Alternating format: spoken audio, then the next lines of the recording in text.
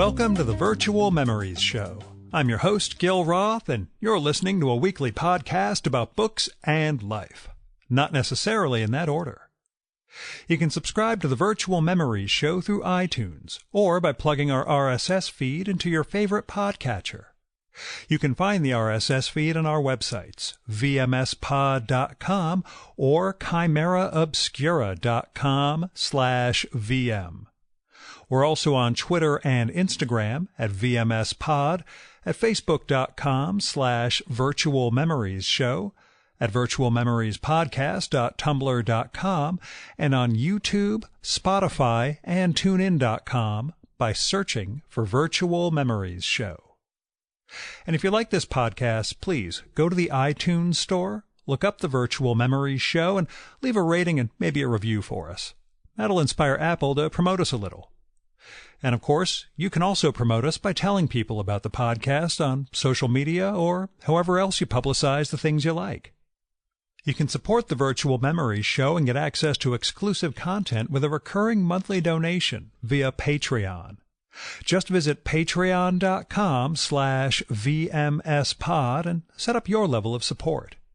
You'll get new material from our patron-only blog, and you'll also get to listen to my quarterly bonus podcast, Fear of a Square Planet, which features extra material from our guests and is only available to supporters of the show. So visit patreon.com/vmspod or paypal.me/vmspod and help me continue to produce smart conversation about books, art, comics, and culture every week at the Virtual Memories Show. All right, I'm posting this episode a little early since I am off to LA this weekend as a precursor to a conference in San Diego for work. I have about 30 hours in Los Angeles, and I'm scheduled to record podcasts with Glenn David Gould, the author of one of the most compulsively readable novels of all time in Carter Beats the Devil, as well as the author of the new memoir, I Will Be Complete. Michael Gerber, who publishes The American Bystander, a phenomenal print-only humor magazine that features a ton of my favorite writers and cartoonists, and a million past guests of the show. And Moby, the musician who has sold more than 20 million records, has been making electronic music for about 30 years, and put out his memoir about 2 years ago. If that one actually happens, I will fill you in on how it all came together. Now, after that, I take a train down to San Diego to moderate a panel on merger and acquisition trends in the biopharma contract manufacturing space. Then I schmooze for a bit at the conference. Then I fly home on a red-eye so I can run a webinar with the FDA for the members of my trade association. I've given up on speculating where the different versions of me begin and end. They're pretty much all crashed into each other at this point, which probably makes me seem unprofessional in front of the work world and incredibly boring in front of the arts people, but I'll persevere. On Friday, I drove up to Connecticut to sit down with this week's guest, Robert Andrew Parker.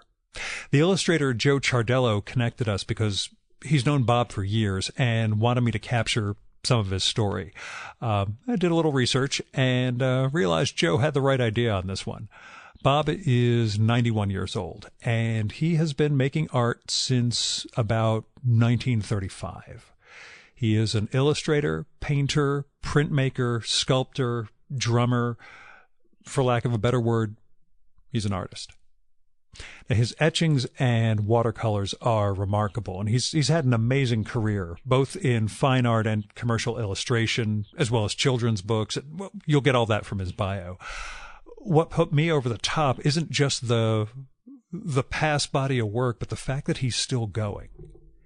See, as I mentioned, Bob's 91, and he got walloped with macular degeneration almost 20 years ago, which robbed him of some of his vision, but he's worked around that, and he just keeps making art. Plus, he's had kind of a literary pedigree. He's a big reader, and he's illustrated works for Marianne Moore, Nabokov, and others, and has stories about that world, too. Joe clued me in on some of that. So all of that said, this is pretty much right up my alley. I drove up on Friday morning. He took me on a little tour of his library and his house that he had, his and his wife's library, and then out to his studio, this 2-story building behind his home. And he showed me around before we started recording, and showed me even more after we finished up, because we spent time looking at his paintings and his prints, and the collection was just breathtaking. And that's not even including all of his commercial illustration work, which is in a collection at Washington University out in St. Louis. But we went through his limited edition books of Kafka etchings and the 7 Deadly Sins and a ton of other work. I can't honestly think of a better way for me to spend a day. So he's led an amazing life. He's made a living from his art for decades, managed to help raise 5 sons. There's a story about them in the episode. As caveats go, we get back to the fact that Bob is 91, and so he's not great with names.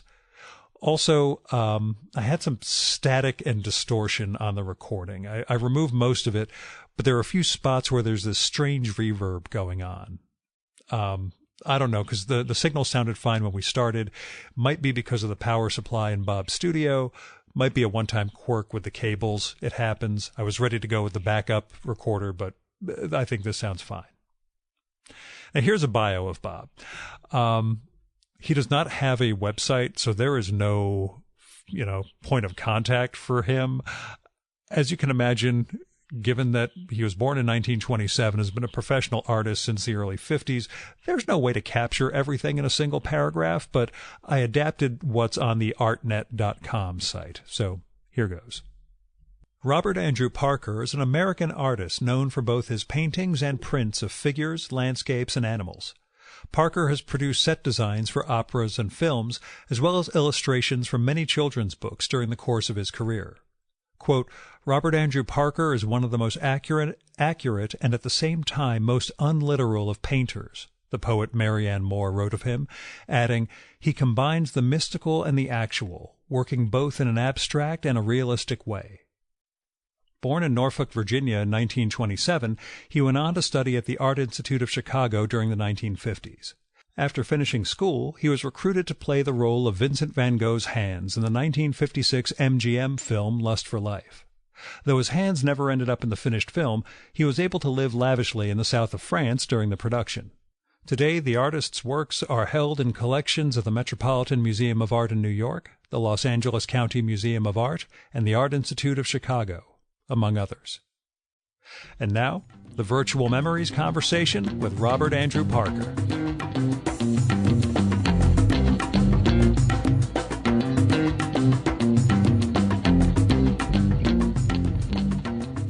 Well, let me ask you. Yes. Since we're starting, I know your youth was characterized by a lot of different homes and different locations. Yeah. You've been here since 1983? This house? Yeah. I think probably 83 or something like that. Yeah, I'm not sure. My former wife and I split up at 80. Mm-hmm. Then I lived with someone else for a while. And then I think I came here in 83 or 84. Yeah. What's home to you? Well, here. Yeah. This is it. I'm not going anywhere after this. Yeah.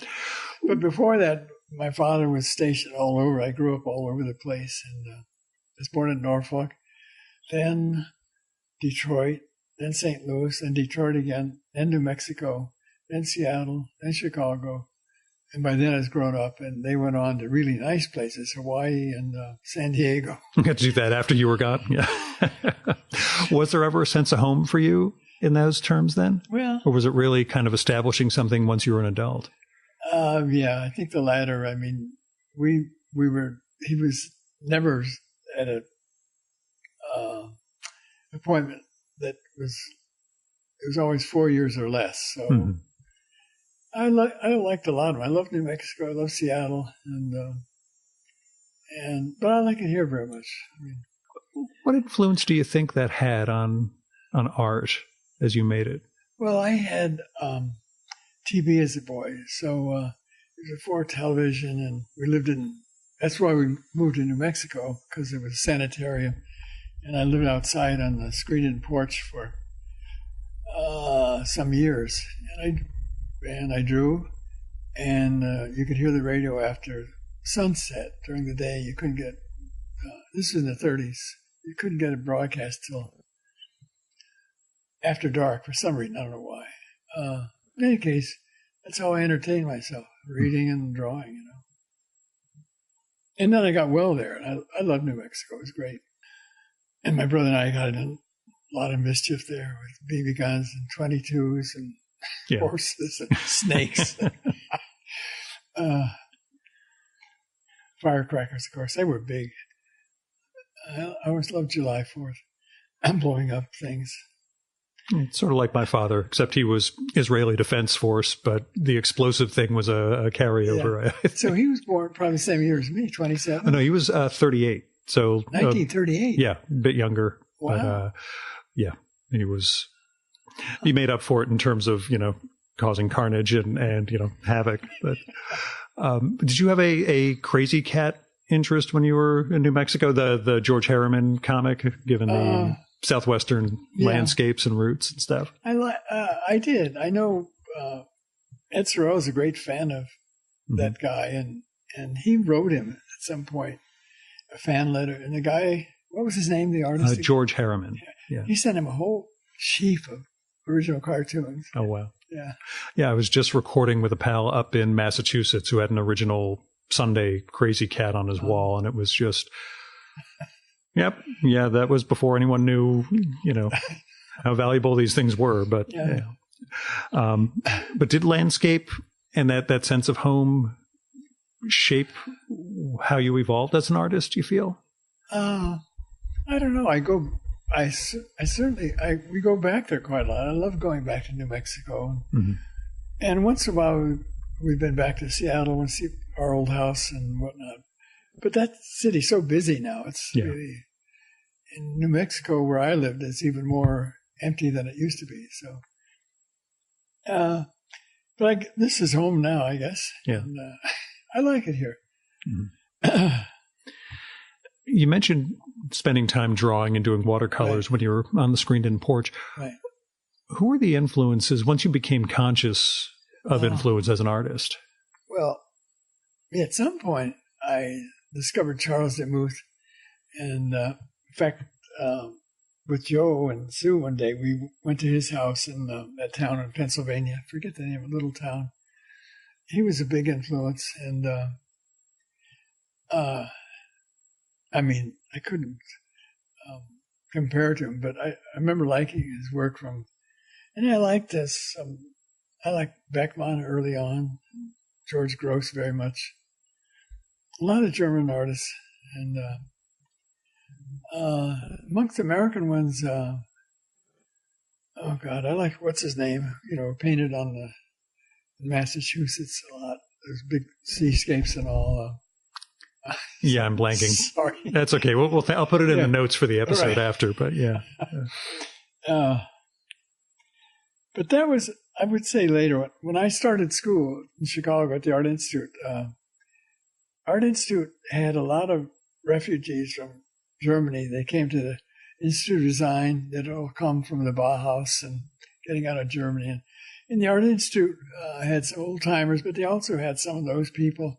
So German refugees, if you were big influences those years at the Art Institute, because some of them worked at Institute of Design, which is very much like what they'd left over there. And I think that was, Paul Klee was introduced to me then. I loved his work. And I say Beckmann and Klee were really things that I liked a lot. And in America, Charles Demuth and a lot of other guys. I like Feininger. He was terrific. At what point did making a living as an artist make sense to you? Or was it oh my God, I'm not qualified to do anything else moment? Well, when I was in school, I got a degree in art education because I knew I was going to have to teach. I didn't think I could support myself And so my first job after the Art Institute was I applied for a number of jobs. One was in the city, I forget the name of the school, and he told me what it paid, and he said, I don't think you could afford to live here. So the next one I applied for was a New York School for the Deaf, where I taught for 3 years. And we lived in various places near the school. We didn't have a car then. So I taught the deaf for 3 years. And then I got finished with that. And I had a very lucky show in the city, which got a lot of attention. And after that, we lived on art rather than teaching, you know. What was the thrust of that show? What sort of work did you have in it? Well, I had a couple things. One was an imaginary portrait of, I forget, some European ruler. I can't remember who it was. The Modern bought it. And then I did another picture in a show at the Whitney. The painting I did got a lot of attention. It was reproduced in a magazine, in Time magazine, and after that it was I was very lucky for a while. People liked my work, and that first show at a gallery called Rocco, someone from a magazine, I think it was, I forget the magazine. She said, "Would you like to do this?" I said, "Sure." And I did, and my dealer's sister said, "How dare you do that? To make a commercial art out of your work?" And I said, "I like it better than teaching." What? Yeah, they're going to pay me to make art. That's... So, a funny attitude about it. Did you face a lot of pushback from the fine art world for the illustration work that you did all those years? Well, at one point I suggested to my agent that we use different names. And he said, "I hope you're not ashamed of what you're doing." I said, no, forget I even mentioned it. But that was lurking in your head that this might hurt one side or the other? But I don't know whether they did or not, probably. I don't know. But, you know, I had 5 children. I wasn't about to. And I certainly never wanted to teach at the New York School for the Deaf again, you know.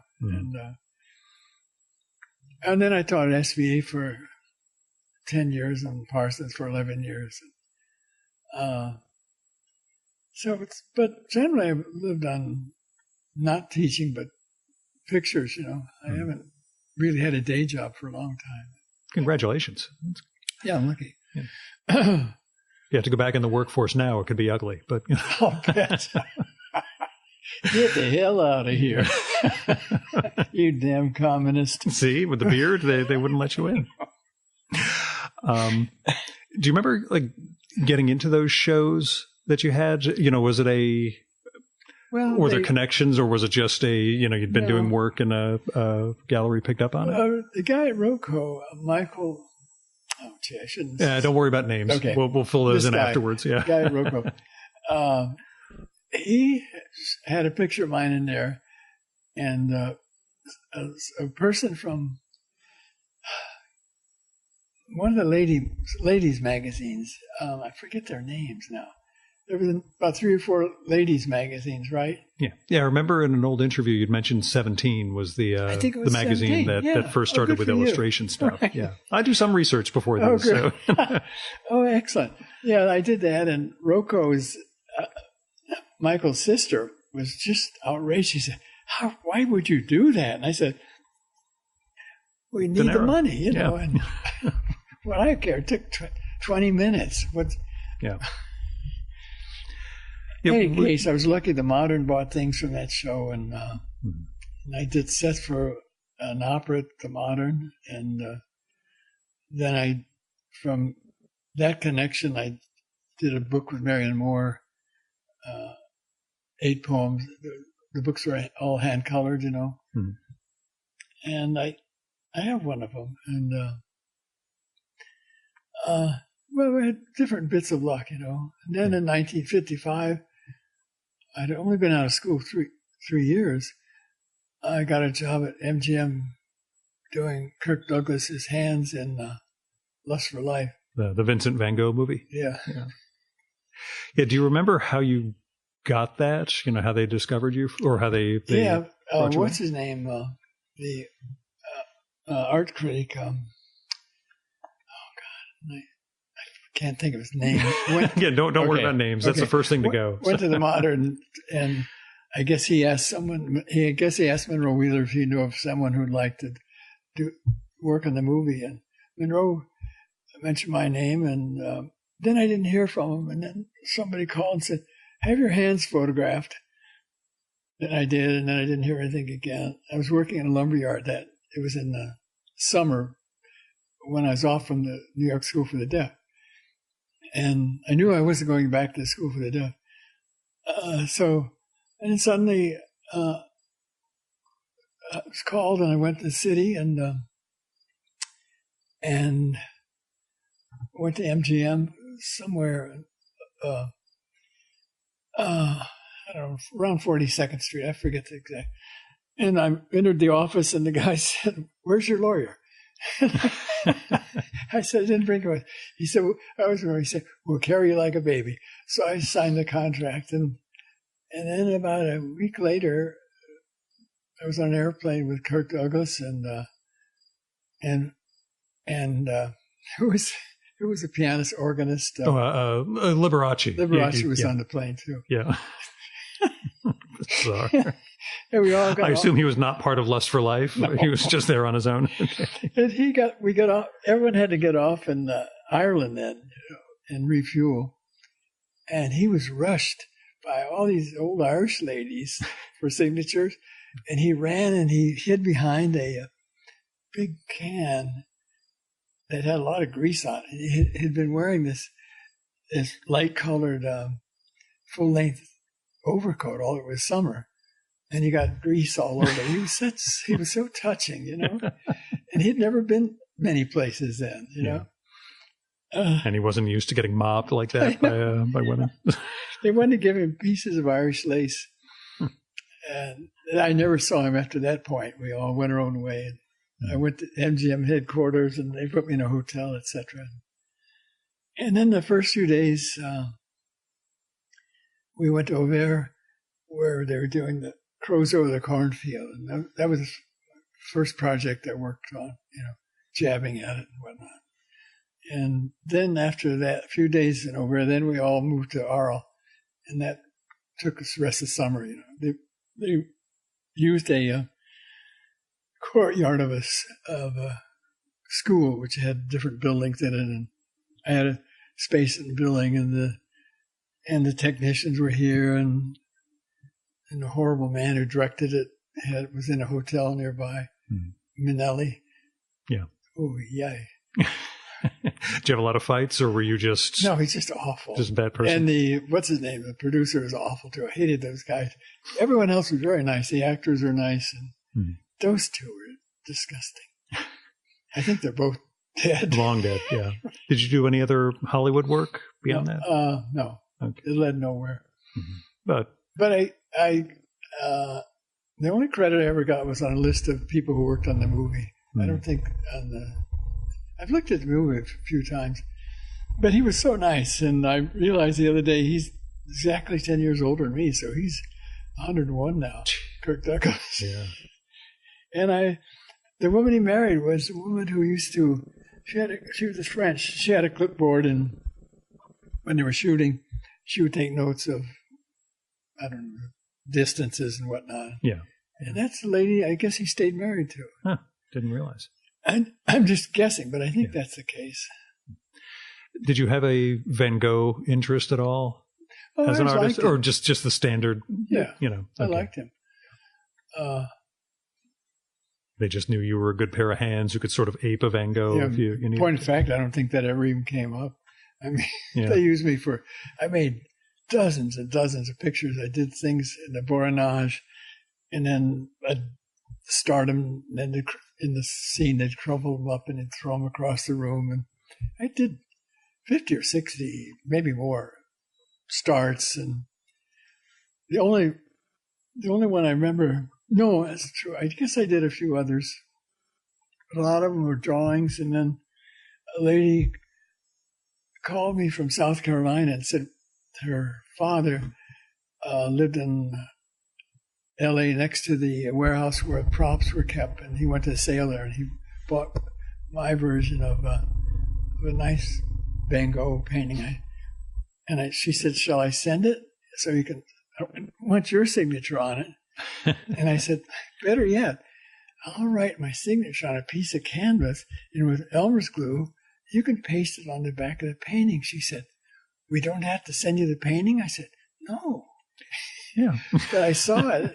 She sent it, and I thought, wow, that was really good. Yeah. It's a good likeness, you know? That's what I'd wondered. Do you remember if it was easy or tough to kind of ape that style? And was it weird making art that you knew was intended to be crumpled up and thrown away? No, I didn't care. It was just a job at that point. And okay, I being one of those guys for whom every single, thing I do has to be preserved for all eternity, I sort of wondered about that. Well, when I got over here, when I was done with those 10 weeks, I still did a few things for him. My wife and I were living in Brewster, New York by then. And I remember they bought Delphi for me, a copy of it, with the arrangement with the owner of the Delphi, the complete record of all of Van Gogh's works. Oh, okay. Destroyed during the war, except one or two copies. In any case, I had that book at home. They needed, I don't know, a couple other charcoal drawings or something for the movie. And while I used to work on the floor then, and while I was on the phone, one of my baby sons spilled a bottle of ink on it. Jesus Christ. And I laboriously scraped it away, and no one ever called back and said, "You've ruined our copy of Delphi." But the French embassy, the building I remember is right on Fifth Avenue. What is that building? Oh, the consulate? Yeah, where you used to get your passports and everything. Yeah, and there was a French bookstore there, and they never complained. So I guess maybe no one opened it again afterwards. Maybe. Again, the statute of limitations probably hasn't expired on that, so we'll keep quiet about it. I won't let them know where you live. Okay. Now, let me ask you. You bring up your age. You bring up being 91. Yeah. Do you see? Kel Bohr, is it? Yeah. Do you see recurring themes and motifs in your work the longer you can look back at in retrospect? I think some themes I've never stopped being interested in, like things in the air, airplanes and stuff. And I don't know. I like to do animals and landscapes, and I print a lot. I do a lot of etchings here. I mean, depending on the time of year. This room is bitter cold in the winter. You can imagine. There's nothing under the floor except dirt. What were we saying? I'm sorry. Oh, recurring themes in what you do. Yeah, I do. I like, in recent years, I've been intrigued by the idea of what Gregor Samsa's dreams were like. And the idea I liked was the dreams he had before he woke up as an insect. And I imagine that in his dreams he was already an insect. So I put insects in different settings, and I like doing that. I've done a lot of etchings about it. Gregor Samsa over Paris, Gregor Samsa over Parliament, Gregor Samsa everywhere. Yeah. And so it gives me a chance to do giant bugs and airplanes and stuff I like doing anyway. Do you remember the first time you read the Metamorphoses? Do you remember the effect it had on you? Oh, that, yeah. I think I was in school. Kafka, when? I'm trying to think. Probably in our institute days, We had good libraries in Chicago, and we were very poor then. I don't think I owned any Kafka books. But I did a lot of them. I met 10 or 15 years ago, I met a lot of Kafka scholars. I have a lot of their books here, including one book that he made when he was working in the insurance business. It's just a list of his jobs. I thought, gee, I don't actually need this book. But you want it anyway because there's a completionist vibe about this. But incidentally, he was lucky in a way. None of his family, sisters, cousins, nieces, none of them survived the Holocaust. So he was lucky to die in, what was it, 24 or something? Yeah, I think 24. Around there. So not having to live through the greater horror. I know. Yeah. But he always interested me, even from school days, not just Metamorphosis, but I like the way he wrote, and etc. Yeah. Did you ever read the that biography of him that Robert Crumb drew? David Meyerowitz was the writer, and Crumb did illustrations and illustrated a few of the stories. Oh, yeah. I think it was in the early 90s. So. Yeah, R. Crumb. Yeah. I can't remember who he is. He was the great underground cartoonist from the 60s. He did Zap Comics. Oh, yeah. And I like those, yeah. Yeah. But yeah, he did a whole bunch of Kafka illustrations for this collection, or this book. It was pretty neat. I'll try and find you a copy. I'll be damned. Yeah, it was. R. Crumb. Was he American? Yeah. Is he? Yeah. Midwestern, Pennsylvania guy. But is that terrible? Oh, again, 91. I'm you've seen a lot, and the names come and go. But, I know.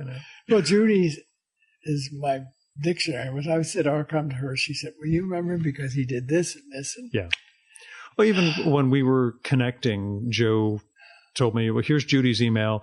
Bob doesn't use the internet." And I thought, that's how he stays productive. He doesn't use the internet, of course. Well, the things you can get. Yeah. I was swimming with one of my sons yesterday, and we were talking about various things, some pretty girls we knew. And he said, "Oh, you mean?" I said, "Yes." He showed you a picture on the phone, and yeah. Well, I did use my maps on my phone to get here, so that was and I only made 2 wrong turns because I was too busy looking up instead of looking down at my phone, which is ironic. But I made it here just in time. Indeed. So. But let me ask. I was talking to some of my past guests, letting them know we were getting together, and R.O. Bleckman wrote me to just say, I don't know of another watercolor artist who works on such a large scale. And he wondered why you worked big with watercolors and why you worked in watercolors predominantly as opposed to other medium. Well, I've always liked that medium. Like I said, my Charles DeMuth, what he did with watercolors and Winslow, I liked all those guys. I like it as a medium. And I don't, he's right, I don't often paint oil and canvas. Sometimes I do, but I'm not even set up for it right now. So all those things over there are water-based, most of them, acrylics and stuff. Yeah, I don't know. I just liked it, And I like the fact that it dries fast. You can do more of them. So I guess that's what he's sort of wondering. Was there his drawers are filled? Yeah. Well, this is, anytime I get to visit any of you guys who've worked multiple decades, there's always the realization that the flat files contain more than a life's work, basically. Yeah. Well, 176 pounds went to St. Louis. All the illustrations were sent out there to Washington University. They have a big archive of mine and Tom Allen and a lot of different people. And I hope they finish it one day. I'd like to see their catalog. Yeah. My family is out there, my brother and my mom. So, St. Louis? Yeah, so next time I go, I'll see if there's What's your address? Oh, I don't know. My brother's in Creve Coeur. I forget where my mom is because she moved to a new apartment recently. But I should be getting out there in a couple of months. So I'll head up Wash U and see. First time I went to Washington U to give a talk and whatnot. The guy there, I suddenly can't say his name. He's in Italy now. Drove me by our old house. It was fun to see it. Yeah. And the neighborhood had gotten better instead of lesser. It it looked more lush. Gardens and trees had grown better. And I would hate to live there. It's hotter than hell, isn't it? Yeah, anytime I have my weather app on my phone has St. Louis and a couple of other places, and it's summer times are just insane. Yeah. It's and I thought North Jersey was bad in the last couple of years, but like no, Midwest far worse. Let me ask, what was the feeling like when a WashU says we want your work for a collection? Did you feel like, I haven't been around long enough to have a collection of my work, or why would you want a collection of my work? Oh, I was happy to send it out to them. On the other hand, I wish they'd finished their catalog or whatever the hell it is. Yeah, so you can actually see it. Yeah. One package was 75 pounds. The other package was more than that, I think. They have a lot of work. All the jobs went there. Most all of them. They kept other work, was fine art here. Mm-hmm. But they have a lot of stuff there. I wish they would, whatever it is they're doing, I wish they'd finish it. I'd like to see what the hell it is, Right. The illustration work really took off in the 50s and 60s for you, right? Yeah. Your work was not typical of magazine illustration and LP illustration of the time. Did you recognize that you were not, what everybody was using, or were there some art directors who said, I'm tired of, the same boy-girl look? And it was, I had a number of different agents, and they were all, what should I say, not exactly cynical, but very hip. And they have to be. They had to be realists, basically. Yeah. And I always got jobs that weren't any strain to do. They were fun, did a couple time covers, and Sports Illustrated sent me. I like to shoot and fish. They sent me shooting in Ireland and shooting in South Dakota and shooting in a couple other places. And they were nice that way. They used to send Tom Allen. He liked fishing. They sent Tom fishing. They were nice that way. What's his name? Richard. God, I can't say his name suddenly. Richard. Hell, not awful. Forget I said that. It's okay. Nice guy. He's long dead, but I should be able to say his name. I had a lot of work for a while. And then I did 100 kids' books. And my former wife and I did a couple, and Judy and I did a couple, and then I wrote one myself. And that world is gone, too. So my former agent, she said, I'm not your agent anymore because there's no work anymore. She said, books are made for 4-year-olds now. If you're beyond that age, you want to look at... games and screens. Yeah. Jeez. It's weird, but the different technologies, like the scanning your stuff or doing anything with a computer, that ever interest you, or you always just hand and brush and paper? I've never learned that stuff. Yeah. Judy my wife has a computer, but I'm literally not welcome in that room. Good. I'm telling you, you stay more productive this way, I think. I sometimes, like, the reason I have thousands of books, or I did have, I've gotten rid of a lot of them, because I needed a picture of a gray ant or something, and I'd buy a book that had a picture of a gray ant, or a 1932 Oldsmobile or something. I'd buy a book with it. So, the shelves just got filled with reference books. Yeah. And now you don't need it with a computer. Mm-hmm. But your shelves aren't, at least the ones I've seen, aren't just reference material. You've got a lot of... Inside are real books. Yeah. But out here, they're mostly reference, That's true. No, I used to love reading. I really miss it. Yeah. More than anything. I was never a keen driver. I always liked someone else driving. I learned driving very late, and I don't miss that so much, but I do miss reading, Mm-hmm.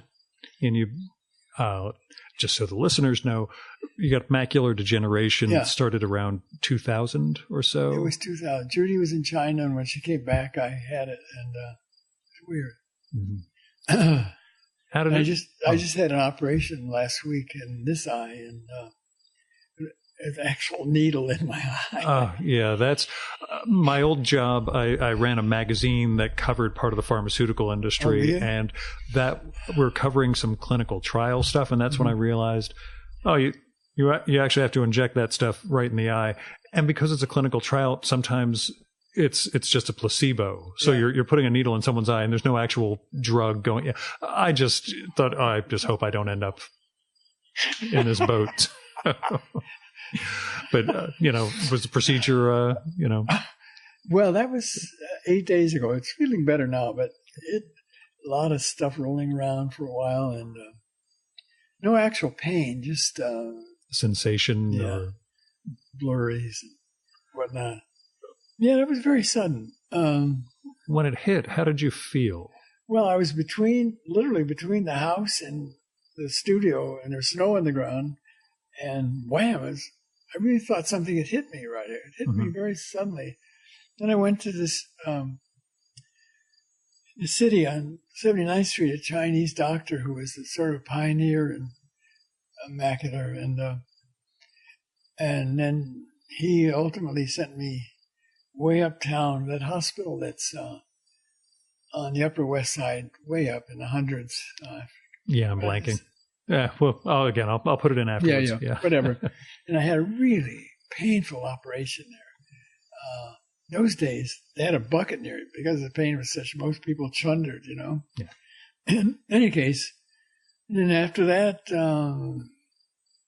that became part of my life, But in terms, not just to how it affected your art, but how it affected you. Did you feel rage or was there a sense of no, it wasn't like that. I was just sort of pissed that it doesn't. There's certain sports. I used to love shooting, bird shooting. I never shoot mammals. And I used to love fishing. I miss those, I used to go to Ireland for the sports, But other than that, in terms of actually work out here, it doesn't affect me. I work up close anyway. Yeah. And it's more just lack of sport, not being able to read. Yeah, reading I miss. I play every Saturday night about 6 miles from here. And I used to drive that, and now Judy does that too. Yeah, let's talk about the drumming thing. Yeah. You're still in a band where you're a jazz drummer? Yeah. I have 5 sons, and 4 of them are drummers. And, my wife, when I looked that up, or when I told my wife about it, she asked, how did the 5th one get out of being a drummer? And does he resent the other 4, or do they resent him? That's not the latter, probably the former. I love his work. He's an artist, Mm-hmm. And very strange work. I'll show you later. And Great. He's sort of scornful of the rest of us in terms of music. Was it a loud household with everybody drumming as kids? Oh, yeah. We had a big house then, and it had a music room. There was a piano in it. The local this is in New York State, the local high school had lent us a stand-up bass, and the school during the summer years gave us their vibraphone was there. We used to have great sessions, and we were miles from anyone else. They could play. My former late wife, she liked music, and it was great. It'd be people playing there all the time. Mm-hmm. Before he was out of high school, Chris was doing regular gigs. I know he had one with somewhere in Danbury with a strip club doing rolls and and then he went to my oldest son. Then he went to SVA, got a degree there, and then but he kept playing, and after all, he's drummer in the Saturday Night Live show, and they toured with Dylan and all kinds of bands. And he lives in the city now. Mm-hmm. And the other drummers are all pretty busy. Chris is in Japan now with a trio. But they all, within days, outdistance me. They were so when I play at Music Mountain with my band, I always, beginning about 6 years ago, I began to include one of my sons on stage. It's terrific. Mm-hmm. The feeling of, got it covered, things are going wrong. He could take over. Yeah. Yeah. Did your eye issues affect that, or is it more muscular at the distance? Isn't a factor? I think I could probably with your eyes closed. Close eyes. Yeah, Joe Chardello posted a picture on the internet a few weeks ago of you and your brother, and your son playing at I guess a Mountain Music or Music Mountain. Sorry, Music Mountain. Yeah. Yeah, we don't play mountain music, honest. Yeah. How did you get started with the drums? How did the drumming start for you? Well, my mother's brother was a drummer, and at some point,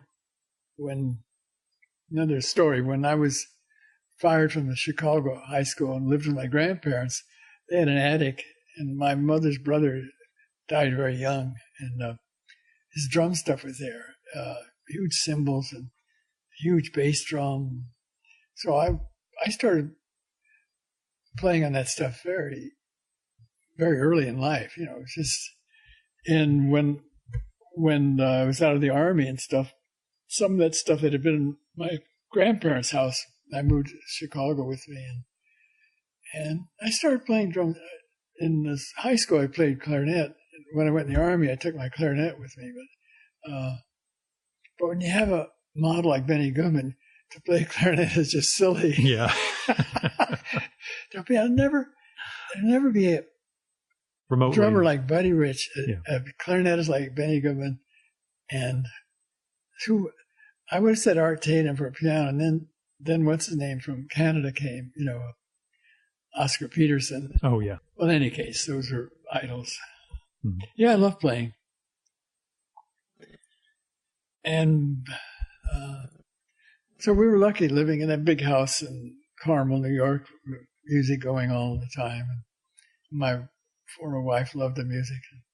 And her father had been a pianist. So. And there was never a thought of pushing any of the sons into another instrument? They all just followed along with the drums? No, in high school, Chris was a great drummer already, but in the band, he decided he'd be in the trumpet section. He was always a good reader. And, okay. And then he, as I said, he went to SVA, but he was in the literally last days there, 4 years, and he answered a call in the Woodstock newspaper to join a band, and it was off. And that was it? That was it. And the other three just figured, this drum thing seems to work. Yep. So. Now, Joe also said you had a weekly music show of your own at one point. What was that? Tell me about that. Oh, there was a local guy. God, this happens to me. I'll say his name later. Yeah. An old friend of mine. We used to play together long, long ago, and it turned out he lived around here. And someone asked me to do a jazz show on local radio, and I called him, and we did it for about 3 years. It was fun. And then I had another friend who's electronically very hip. I would do the show and put it all in one disc. So when I was there, we just look at the engineer and turn to the next tune. It's great. Awesome. Yeah. What do you listen to when you're working? Well, I turn that on and curse at the radio and what he did that today and what he's going to do tomorrow. Okay, so NPR is what you're saying. I wouldn't dream of turning to another place. And yeah, I just didn't know if you put records on or. Well, I often do that, and then I see that device right there. Yeah. One day last winter, all over the country, those were thrown away on the same day. Old turntables? Yeah. It does everything. All the speed you want, and the volume is incredible. They're made for the Army or high schools or something. It's the most powerful thing. I play 78s on that, although it means getting up every 3 minutes. Yeah, to put on another one. But isn't that funny, that thing? Before that, I had a little player and I played CDs, But with that, I'm playing 78s again. But it's a lot of work getting up every 3 minutes. I mean, it's kind of close to your table, but still, when you're in a rhythm, I can't imagine you want to, let me go change it. What were we saying? Oh, that it's easier being pissed off at politics right now. Right. Instead. I don't, every morning I wake up and I thought, this is unbelievable. Yeah. Well, think about it. You have it easier than most people because most people get up and they start looking at their phones and they start reading everything that happens. So you're at least you're a little bit removed from the direct level of outrage. So, but what are your work habits like? Like, what do you do nowadays for creation? I come out and I sometimes read things like I was looking at this Bert Brecht book, and sometimes ideas occur to me, and sometimes, what should I say? Well, like this winter, I did a lot of prints for no reason, and except I couldn't think of anything else to do. Mm-hmm. And I did a whole series of women and not snakes. I forgot. I was doing a female figure with I can't remember what beast it was. Isn't that weird? In any case, I just mess around and do small editions of etchings and stuff like that. And then it gets really cold. If it gets really cold here, I sometimes take those sketchbooks and work inside. And like one of them, I won't get up now, but one of them I had a 1938 Fortune in Fortune magazine. I just made a task of myself by making pictures about every page in there, Yeah. Whether it's an ad for cigarettes or hats or expensive. Just think, Fortune magazine was $1 in the 30s, and Sardini Post was a nickel. Yeah, I was going to say $1 is that's what I call a fortune at that point. Yeah, that'd be 50. No, that would be. With inflation, yeah, that's pretty significant amount. But I guess you're looking for a readership who's it was monthly. Yeah. So if you had it, it was $12 a year. That was serious money in the 30s. Mm-hmm. My parents used to take not Fortune, but they took all the magazines. They used to get Cornet. I don't know that one. Yeah, it was a little magazine that had really good writers in it. Then a page, 2 or 3 pages of famous photographers, which would often include nudes, which my brother and I devoured, Duh. Yeah. Check this out. Yeah, how'd your parents feel about you going into art? Well, my mother was a very good painter. Mm-hmm. And I don't know whether it's false modesty or real modesty. I'd say, because if she was here, I still have some of her paints. I'd say, that's terrific. She said, it's nothing. And I thought, okay, you want me to argue with you? No, Mom, it is something. No, I don't know whether it's false modesty or she really meant it. Yeah. No, she was good. Mm-hmm. Then when, as I mentioned, my grandparents' house in Delphi, Indiana, in that same attic where her brother's drums were, there were a lot of her paintings, and she threw them away. It really annoyed me. I was going to say pissed me off, but I won't. Yeah. I said, those weren't yours to throw away, Mom. They were portraits from the 1920s of friends and landscapes, and they were good, Yeah. She said, they weren't anything. I said, okay. Mm-hmm. Did you see a reflection of her work in yours when you were starting out? No. Okay. But she, they could be very odd sometimes. She said, maybe, to my brother, I guess, maybe if Bob keeps up, he could be an art director. I'm sure there was a degree of we want to make sure he has a job as opposed to being an artist. So that's sort of what I was wondering, if there was a sense of, well, art is good, but how about this? How you make a living and my brother was a hardcore business guy. Yeah. And I wouldn't say right wing, but he had some weird views. He was living in San Francisco then, and I was in LA at making prints, and we were taking a train ride. He said, so you think John Wilkes Booth did it? I thought, here we go. I said, next you're going to tell me about the protocols that the elders society. And he said, yes. As a matter of fact, where do these people get this stuff? It's still out there. And again, now with the internet, it's easier for them to go down a rabbit hole of this like stuff. The ones that say, the moon is... Oh, that was a fake. Yeah. The moon landing, totally faked. That was the one that really angers me is the one about the massacre of children in Connecticut. At Sandy Hook. Sandy Hook. Yeah. to see that person on TV say, it didn't happen. I can prove it. They were actors. And I thought, why? What is it? What's in it for him? He must know better. Yeah. What is it? I can't imagine. I can't either. The mentality that decides that that's, Oh, I know what it is, actually. Yeah? A friend of mine who's much wiser than me, he said, well, it's the way people who feel insecure feel they have a notch over you because they really know the secret story. Truth. Yeah. And in some respects, I think it's it's part of our impulse to put like a structure around things, so that there's a story. Now we understand it wasn't just some crazy kid doing this. There has to be a story that fits into this big jigsaw puzzle. Yeah. But yeah, some things just happen and they're terrible. It's on a happier subject. Yes. Travel. Oh, yeah. You mentioned before we started recording that you're going to Trieste. Yeah. You still get out a bunch and get to travel? Well, we fairly. Judy and I were in Spain like 3 or 4 years ago. And then last year she went to Sardinia.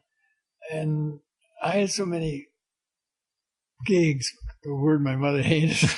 And that month I didn't go. And Judy would like to go on her own anyway. This year, as I said, we're going to Trieste because I want to go there. I traveled a lot. I've been in Nepal several big treks. The first one is we reached about 21,000 feet, and we all came back. I went back. My wife and I just split up, and I went back to stay with friends in Ireland. My girlfriend was there, and she said, "Jesus Christ, look at you!" And I said, "I didn't realize I climb the Himalayas, honey. It changes a man." I didn't realize I lost that much weight. It was really. Yeah. She said, "You look like a scarecrow." So I said, "Well, thanks. I think." Doesn't make me look fat. Did you ever go out there? No, I've never been. Oh, I would love. I wish I was younger. I'd like to do it again. Was it your favorite place to travel to? Well, we go to Ireland a lot, and we bought a house there years ago, and or one of my sons did actually. But we haven't been there in 3 or 4 years now, just because of one thing or another. The reason we're going to Trieste is years ago, I with a friend, and we hiked through the Austrian Alps and whatnot, and down through Yugoslavia, and we hitchhiked, we walked, we did everything, and ended up in Trieste. And I was in the swimming. It was summertime. The swimming, and it was just perfect temperature. It's a great part of the world. So I always wanted to go back there. And this was Cold War era back then, or would have been, yeah. Okay. And we were staying at some awful cement hotel in Trieste, my friend and I I was going upstairs. I have a big beard there. Some guy was coming down and said, "Communist." And I thought, fuck you. You're living here, not me. I'm an American. I can get out. Yeah. Oh, funny. And they had I found a newspaper in that same hotel. They had American comic strips, but in their language. Mm-hmm. And I did some talk at some local college or something. And that page, I made an etching of that page in that language.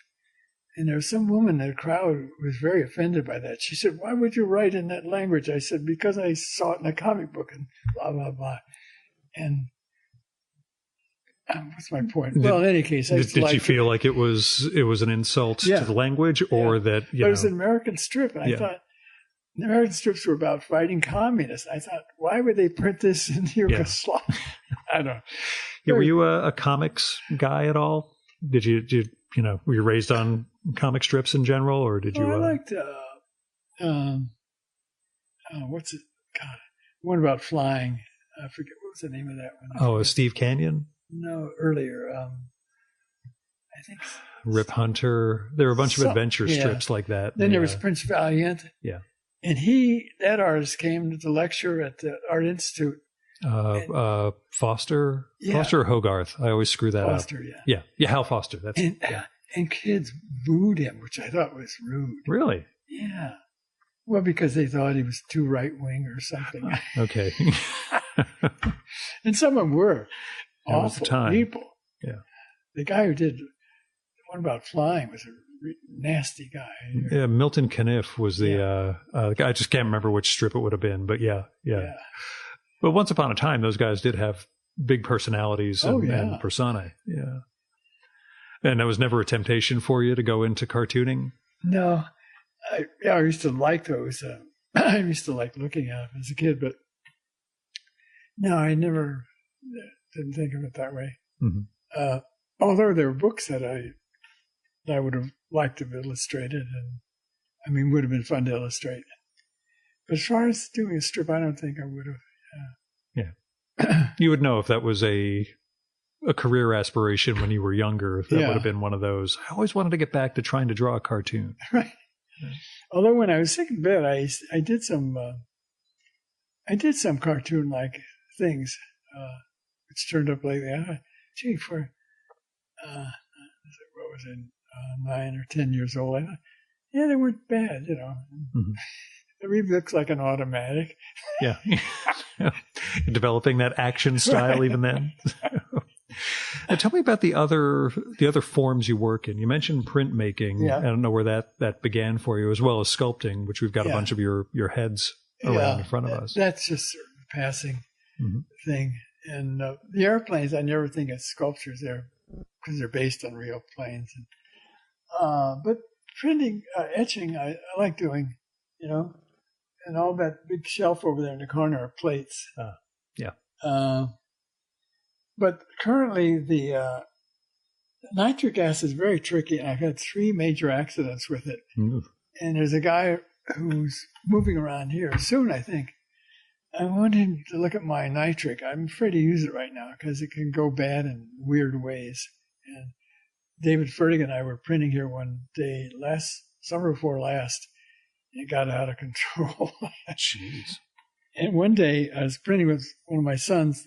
One of my sons is an artist, and we borrowed someone's barn, and he poured the straight nitric acid onto the plate, and it's a big orange flame. And we ran out of the barn, not our barn, and we found a limb of a tree and broke the window and knocked the basin off the table, so it hit the wooden floor. That stopped it. Oh.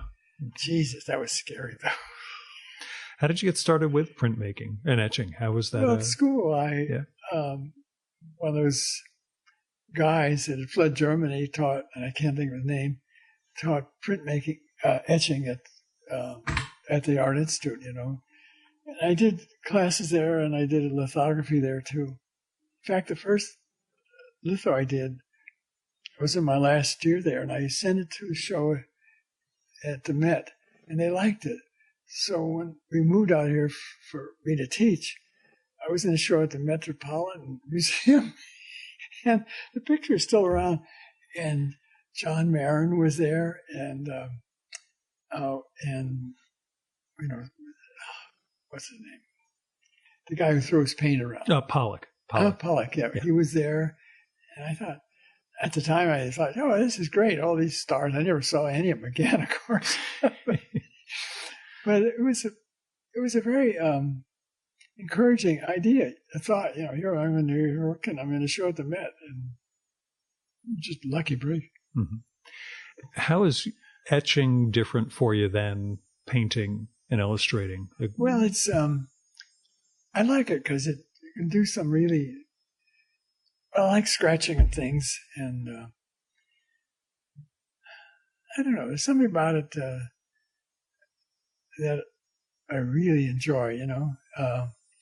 Is it I'll ask, when I was recording with Seymour Quast, he talked a lot about woodcuts and, you know, how much he enjoyed that physical interaction with the medium a little bit differently than painting or other stuff.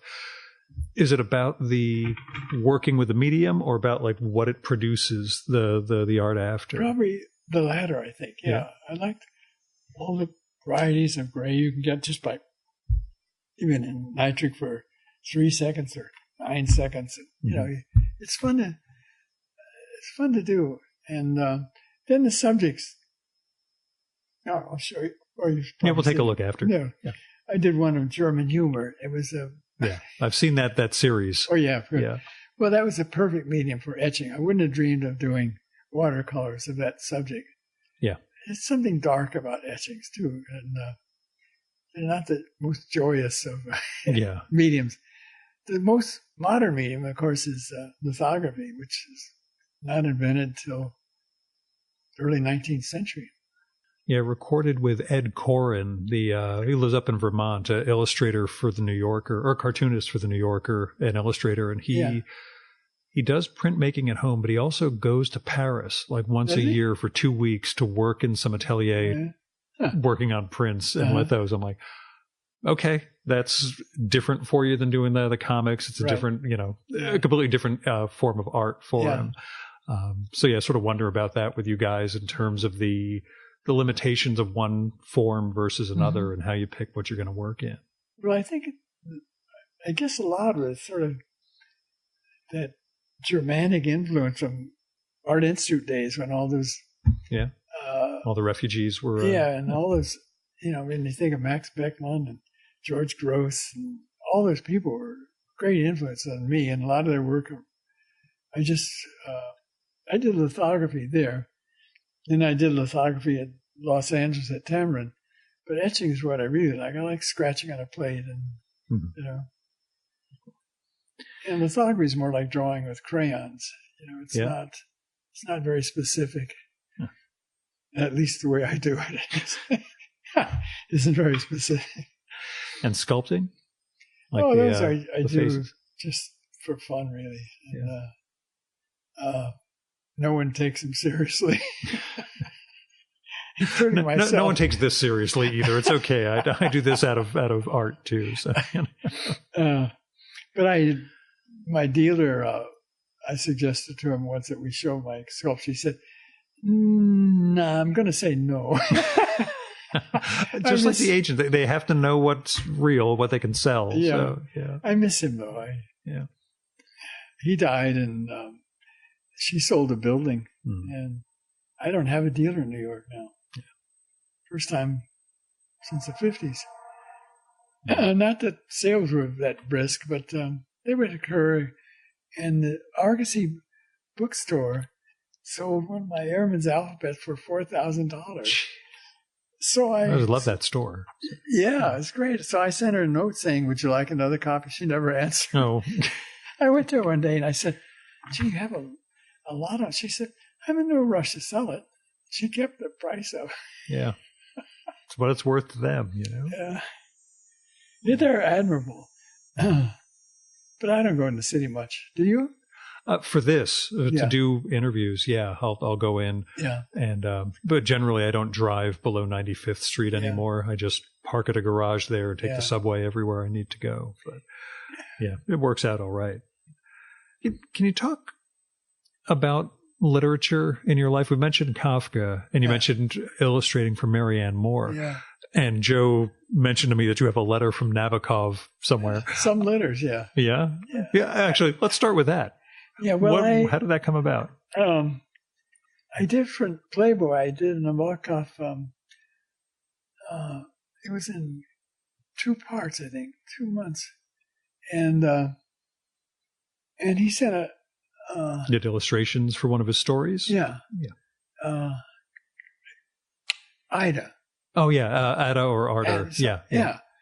And I forget the other one, but I had a nice letter from him, and which I sold. I kept a print of it, of course. Yeah. I sold to what's his name? I know the dealer. I'm blanking on a. And I sold it. And then I did another one, and Nabokov said something about my lack of anatomy. He said he was over enthusiastic about the anatomy of so and so in the picture. I guess I gave her bosoms too much. Okay, a little boost. Did you work with other writers whose work you? Nabokov was a great. Yeah, he's one of the all-time. Yeah. But there were a lot of writers. I liked a lot of the German writers, and But in terms of interacting with them or having a correspondence or anything with some of them, Marion Moore and I were friends, but I was a great friend of a writer called Tom Berger. He'd send almost a letter every week, typed, same envelope, and they were hilarious, very, very funny, very vulgar, very, very, what's the word? Non-you. I mean, you seen those goddamn Jews with their baseball bats? They're going to knock the brains out of you one of these days, you stupid motherfucker. There'd be letters like that, typed carefully. Yeah. He was a very funny guy. Mm-hmm. And I sold them all to that same dealer. Yeah, same dealer. My father used to love those. He said, "You have more letters from Tom?" And I'd give him a stack of them. My father would be laughing through them. So. Did you ever read him? Little Big Man and all that? I've got it at home and I've never read it. I've seen the film, but it's one of those I know I need to get to. Yeah, he was fun. Yeah. When he did Little Big Man, they bought a house in London, and he had a Jaguar with American steering, on the left, and he moved his Jaguar to London with him, and we used to drive around. When I'd be over there, I'd stay with them. And we'd drive around fast, and people in England thought it was me driving. The wrong side of the car. It was great. He was fearless with a car. Jesus. Yeah. Funny guy. Joe's other question besides Nabokov, he said you used to be pals with Ed Herman. We were, great. And that you had adventures. We did. Any stories you can recount? My wife is a big Gilmore Girls fan, so when I mentioned that, she's like, ask him. Make sure you get a story. Yeah. Well, he hated doing that show. Yeah. I'm very sorry he died. He was fun. We did a lot of trips together. We were we wanted to go to Gallipoli, and we made a real tour there. We did a lot of Turkey, but we wanted to end up in the Dardanelles. And then we went on to the big town in Turkey, Istanbul? Huh? Istanbul. Yeah. We were at an outside restaurant in the afternoon. It was steel tables and bricks. And we were doing Danny Thomas spit takes, what they were? Yeah. Ed would let a few drops like this. I want to tell you. And then I'd go, how do you mean? Pretty soon the whole table was wet and people were moving their tables away. He was fun to be with. Oh, Christ. He bought our house in New York State. That's how I met him. Yeah.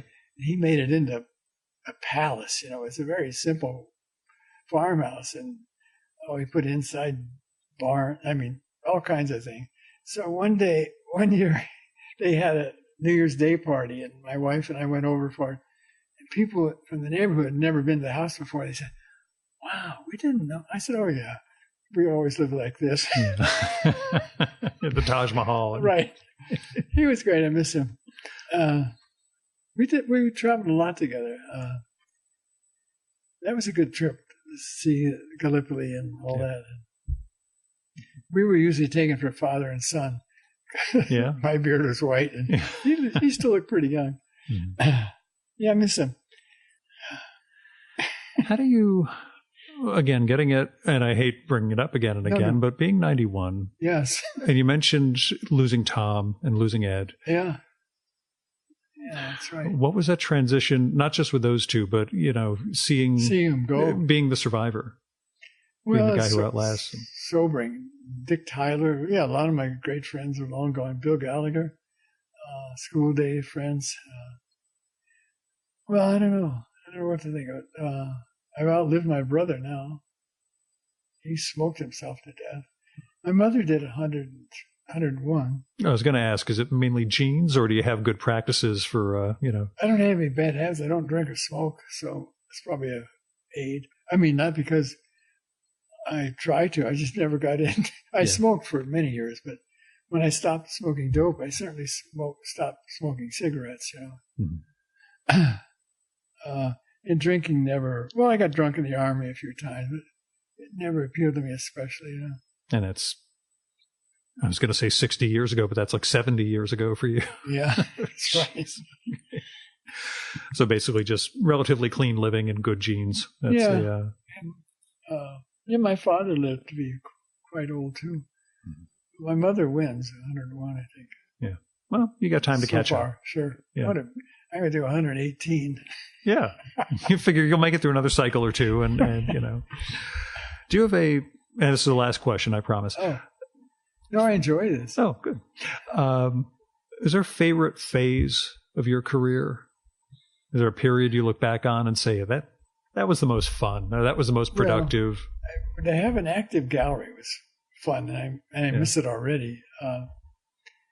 You know, to have my former wives were always good relations with them. They'd keep track of the money, and when Terry didn't pass my last gallery in the city before I joined Davis and Langdale. Once my wife and I had split, Terry would say, well, I don't know, because Dot, my wife, would take, Terry, it's the first of the month, how about a check, you know? Yeah. And once my wife and I split up, Terry, I had to chase her for the money.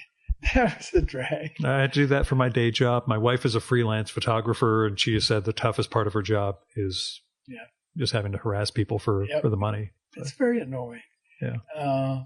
Well, do you consider success making the art or the art's saleability, I guess? I don't know. I certainly like the money coming in. But I guess that period when I did a lot of stuff with the New Yorker, it was fun going to see horrible shows at the theater. And, you know, awful crap. I went to the theater for them many, many times, and there's only one that was even faintly bearable, you know, just awful stuff. Did you sort of wonder how Hirschfeld did it every week for the New York Times? Because he always tried to make something good out of it. Yeah, I guess so, yeah. I sort of like working for the magazine. I like when, what's his name, was the art director at Fortune. I mean, they sent me everywhere, West Africa, North Africa, South America. It was great. I love free travel and places I wouldn't have gone on my own. And I miss those travel days. But I don't know. I don't miss doing jobs, but I liked I like traveling for them. You know? Yeah. Once I got there, I just right. Is there a project or something you still want to work on? No, or something you want to make? No, I mean I come out in different moods. Some days I feel like putting Gregor Samsa versus some giant insect again, and you know, stuff like that. I look forward to going to Trieste again. And I think Judy knows why. It was not only wanting to see it once more, but it has the world's biggest war museum now. All the people occupied it. I mean, big things, left their tanks there, their cannons and everything. It's being in that center point of Europe, I guess that'll do it. Yeah. So I'm sort of anxious to see that. And Judy's very smart and quick. She said, well, it's clear where you want to go. You want to see that museum. I said, oh, yeah, that would be fun. Oh, I hadn't thought about that, honey. Yeah, do you think we can go? Yes. But I also look forward to going with a group, so I don't have to worry about tickets and all that crap. In the old days, I used to scorn that, but nowadays I like the idea. Yeah, that it's organized, that you're part of a party. Right. Yeah. But I did enjoy those times in the mountains, and I enjoyed a trip to Africa with friends where we saw everything I ever wanted to see, you know. I mean, in terms of animals and landscapes and aromas. The smell of Africa, to see all thousands of miles of fields and stuff. It's just like heavenly, you know. It's really terrific. Wow. And the sky, they're so clear. It was very nice. It's too bad on the ground. It's so dangerous and out of... Yeah. Isn't Nigeria having all those children stolen? And I had such fun in Nigeria. I was there in, I forget what month, but they were within about 4 months of becoming independent. So there were parties all the time. Yeah, celebratory vibe. Yeah, and I sat in with some bands, and It was great. I knew a guy that had been living there for many years, so he had all the embassy parties and stuff. And it was terrific. I loved it. Are drums a universal language for you? Well, do they open doors? Their stuff is different, and some of the times are things. But I sat in with them anyway. They were like, "What's he doing?" Whereas my son Chris, his girlfriend is Ukrainian, which sort of worries me. I don't want to ask her what her grandparents did. That's it could be touchy. Yeah. I'm not going to ask her, and I won't ask Chris to ask her, but I worry about something. In any case, he sat in some Ukrainian bands lately. I said, "What was that like?" He said, "It was difficult." Yeah. Again, just different signatures, different ways of playing. Yeah. But he's very quick at that, I'm sure. And was there any, we'll say synergy, even though I hate that term, between music and art in terms of drumming? Like the improv jazz aspect of drumming and illustration, or were they really divorced from each other? I think so, yeah. I never thought of them. Because I wonder, one is playing with a band and the other is pretty much a solo activity. Yeah. Musicians are very different from painters and stuff. Yeah, and it's just funny to me because I meet, again, Chardello and Blitt and guys like that who straddle both areas. But, I wonder if that's a... Oh, and Joe Chardello is a terrific drummer. He's very good. And what's his name? As a pianist, I only played him a couple times. And it was so unpleasant, I don't think I want to do it again. But I don't know whether he told you, but we had this regular gig at Interlaken, and he sat in there one night, and we were leaving the place, and this local guy said to Barry, we're all leaving, there's some steps, he said, "Oh, I like your hat." And Barry said, "I'll bequeath it to you." And he said, "You what to me?" I had not heard that one. and I said, "Don't use big words here, Barry." He'll hit you in the head with a club or something. Right. Again, protective coloration. That's our big thing. Make sure nobody knows, who we really are. So, on that, Bob, thanks so much for coming on the show. This is a lot of fun. Is this live? No, it's okay. Oh, gee. Did I just say something awful? Oh, no, you've been saying awful stuff the entire time, but it's okay. Nobody will know. It's all right. Oh, great. Is this it? Yeah. Oh, my God, that's fun. Well, I thought you'd enjoy it.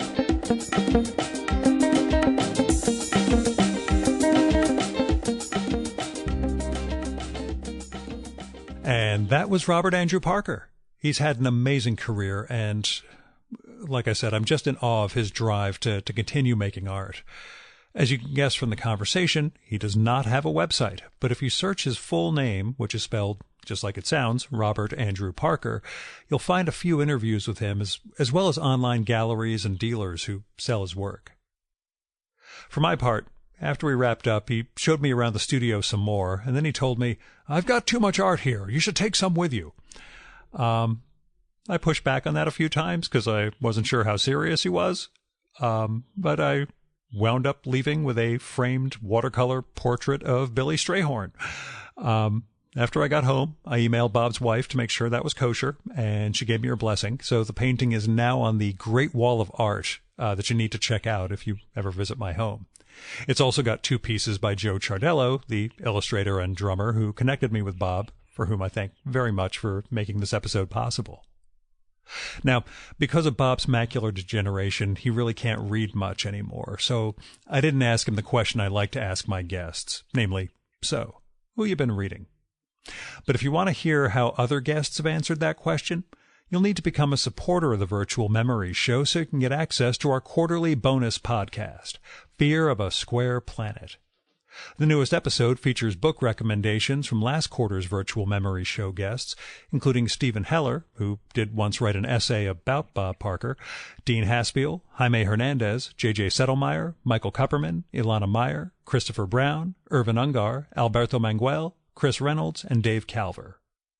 You can support the Virtual Memories Show via patreon.com/VMSpod or paypal.me/VMSpod. I've got all sorts of goals and goodies in place for patrons, including that podcast, patron-only blog, handwritten show notes for every episode, my secret project that, Jesus, I really got to get back to, and more. So go to patreon.com/VMSpod and support the art of fine conversation. Now, this one involved a couple of tolls to get up to Connecticut, but I think that was only a couple of bucks on the New York Thruway and then the bridge across by Wappingers Falls or so. It was about a 2-hour drive up there, another 2 hours back. I got to stop at Auntie Elle's in Tuxedo, New York on the way up to pick up a strawberry rhubarb pie for Bob and Judy. That was about $12. I also stopped in the town of Kent on the way home for a nice lunch and coffee, and that added up to about $35. I had the great moment there of thinking I really need to race home after sitting in this restaurant with my iPad out, taking care of business emails and blah, blah, blah, and then thought, Gil, it's 2:30 in the afternoon on a Friday in August. No one needs to hear from you right now. Take it easy. So I wandered around the town a little bit, went into the local bookstore, saw some of the sculptures they had in the public square, and kind of relaxed a little, as best I can. Anyway, that's yet another perk of doing the show. Now, if you want to help defray some of the costs of the Virtual Memories show, like web hosting, travel, equipment, coffee, pie, or if you just want to toss me some money because you think the show is worth it, then visit patreon.com/VMSpod or paypal.me/VMSpod and make a one-time or recurring donation. Special thanks go out to Joe Caruso, Michael Hacker, Michael Janizik, Paul Karasik, Fred Kish, Jonathan Kranz, Jack Lescamella, Teresa Lewis, Andrew Mason, Stephen Nadler, Payne Prophet, Dmitry Samarov, Stephen Solomon, Craig P. Steffen, Greg Tanner, Ford Thomas, Noah Van Skyver, and Garrett Zecker for going over and above in their support of the Virtual Memories show. We have the full list of show supporters at chimeraobscura.com/VM. Our music for this episode is Fella by Hal Mayforth, used with permission from the artist. And that's it for this week's episode of the Virtual Memories Show. Thanks so much for listening. We'll be back next week with writer Richard Cadre, who's just about to publish the 10th book in his Sandman Slim series, Hollywood Dead. We recorded this one in San Francisco back in June. It's a fun one. Until then, you can subscribe to the Virtual Memories Show and download past episodes at the iTunes Store. You can also find all our episodes and get on our email list at either of our websites, vmspod.com or chimeraobscura.com/VM. You can also follow the Virtual Memories Show on Twitter and Instagram at VMSpod, at facebook.com/virtualmemoriesshow, at virtualmemoriespodcast.tumblr.com, and on YouTube, Spotify, and TuneIn.com by searching for Virtual Memories Show. And if you like this podcast, please go to iTunes, look up the Virtual Memories Show, and leave a rating and maybe a review for us. That'll help us build a bigger audience. You've been listening to the Virtual Memories Show. I'm your host, Gil Roth, and you are awesome. Keep it that way.